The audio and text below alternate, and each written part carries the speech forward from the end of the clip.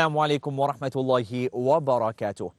So if one opens up the books of history, you find many stories related to certain thieves. Some of them crafty, some of them shifty, some of them rather fools in reality. You had one of them by the name of Musa. And so this Musa, he goes from house to house stealing. Eventually one day he stole this bag of gold coins. And then he comes, mashallah, for Salatul Fajr. While he's in the masjid for Salatul Fajr, the Imam recites the verse of the Noble Quran, وَمَا تِلْكَ بِيَمِينِكَ يَا مُوسَى. And what is that in your right hand, O Musa?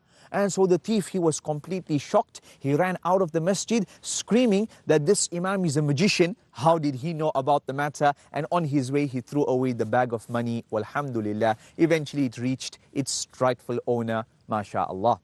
Another crafty, shifty, nifty type of thief.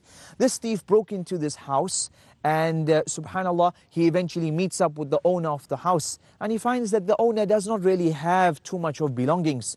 And so the owner says to him, you know what, maybe you just leave from here, I don't have anything. But if you leave me and don't harm me, I promise you, I give you a true, honest promise that I will give you this amount of money, etc., etc.